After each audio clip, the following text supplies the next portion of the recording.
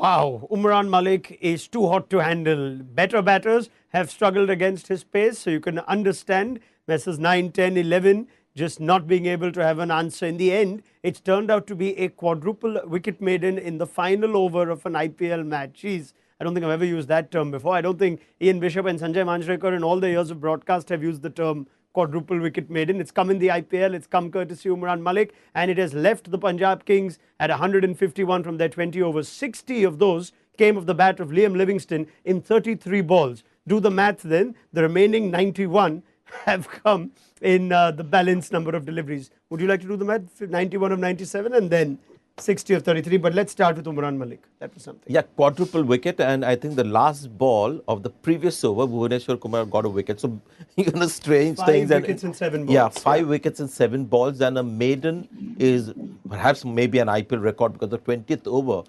And they had few wickets in hand. So I thought, this is going to be maybe a 10, 11.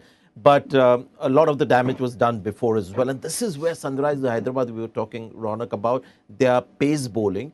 We have quality and a lot of attacks in this IPL. But Sunrisers Hyderabad have a Bhuvaneshwar Kumar who will bowl slowly but wisely. Yeah. They've got Natarajan who's getting wickets in all phases. And then they've got somebody like an Umran Malik who will get you wickets with just pace. Marco Jansen had a slightly off day in comparison, but he adds another kind of variety. So not only is there quality, you saw the different ways in which they stay in the game constantly, those fast bowlers, 4 of them. That's Gideon Bishop's thoughts. I'm sure he enjoyed that. The last over gave you a bit of pleasure, Bish?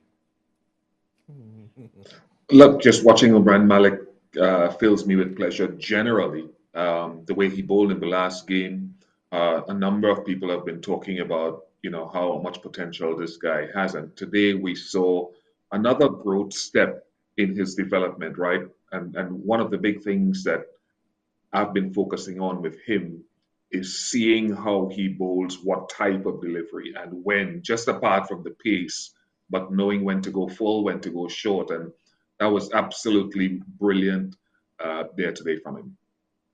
And from what you saw today, Bish, that last game too against KKR, he got the wicket of Shreyas Iyer, must have filled him with a lot of confidence. He bowled one to Jitesh Sharma today. So he's bowled to a proper batter and got, beaten him for pace with the short one. Is he getting better? Is he improving with every game? He had those games where he was going for runs. Has he now understood? I think this is the first time he's bowled in the death. Has he now understood better what balls to bowl at what situation? Well, he's getting better, Raunak. He's not there yet. He's not a finished article. There'll be indifferent days ahead of him as we talk about this format being brutal. But I go back to what I said just now. You're seeing development. You're seeing building blocks going into place. Dale Steyn, I want to take you back to the last game and that Shreyas Iyer dismissal, right? And to see how different cricketers see things differently. We spoke to Dale Steyn, and I posed a question to him after that last game about the Yorker to Shreyas Iyer. And Dale said the reason he was jumping up and down in the dugout after he got that Yorker in was that he thought Umran should go short again. But Mutal Muralidharan said he's got to go Yorker. So Dale Steyn was actually jumping on Mutal Muralidharan, congratulating him on getting it right. Umran Malik did the right thing because we were calling Yorker from the commentary box as well. So we've seen that growth in his development.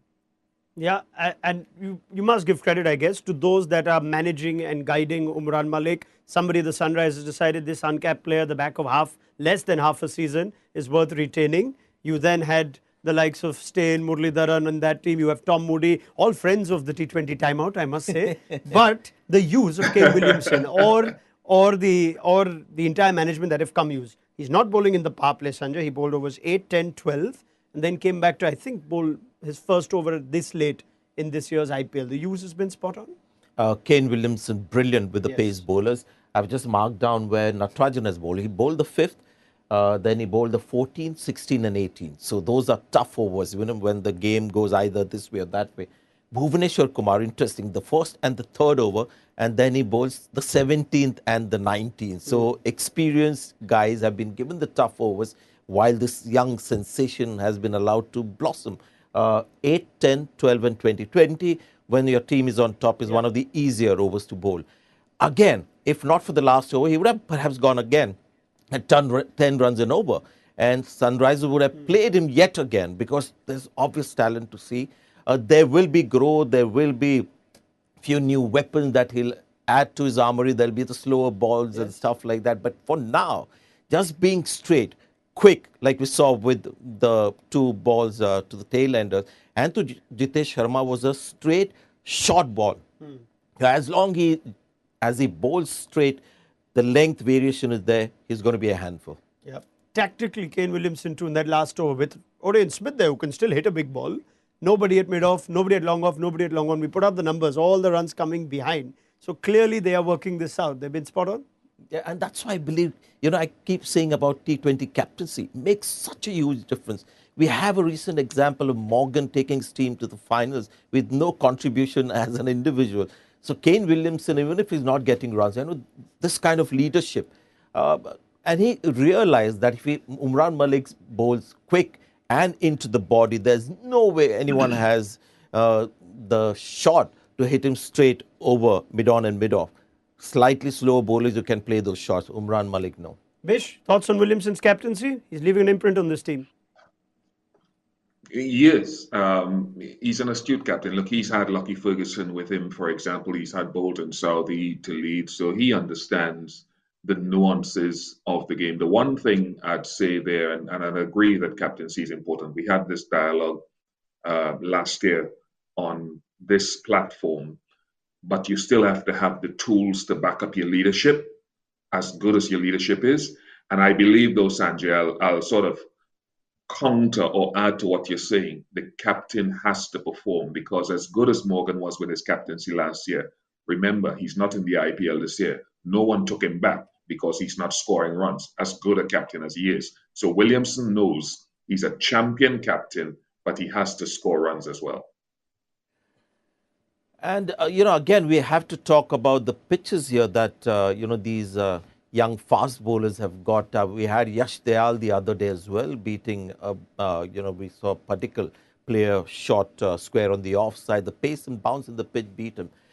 Some of the, action that we've seen, Bish, Umran Malik coming in and bowling short and quick, and Liam Livingstone pulling him into the stands, 106-meter six. So all this becomes so spectacular thanks to the kind of pitches that we've had. Yeah, I totally agree that the pitches, some of it has facilitated good stroke play, as we talked about in previous editions, where someone like a Shubman Gill has been able to play, but it's facilitated and brought the fast bowlers back at different stages, particularly in the power play. Guys are swinging and seaming the ball. So we're seeing nuances as there should be in the game. And 57 dot balls for Punjab Kings is something they'll review, especially those last 5 overs. And it started with Shah Rukh Khan, as the guy said on commentary. So, look, I like to see the variation in the pitches as we'll see going through the tournament, but I'm really enjoying this green grass, these lively pitches that we've seen for the most part here. Right. Let's also bring Bhuvaneshwar Kumar's name into the conversation, shall we? Because Umran Malik has us excited, but Bhuvi, who hadn't been getting the wickets in clusters, has managed to put in a serious shift in today's game. The wicket of Dhawan, Sanjay, the wicket of Liam Livingstone. Who knows what could have happened if he would have had even 5-6 more balls. But Bhuvi's had an excellent day today. Yeah, started off with, 6 and 5 and then 2 and 9. And wickets to go with. So clearly Bhuvaneshwar Kumar has now come to a stage. And again, good captaincy in the way he's been used. So it's also about making your players look good despite their limitations. So with the new ball, Bhuvaneshwar Kumar will always get the respect. He still gets the ball to swing around a little bit.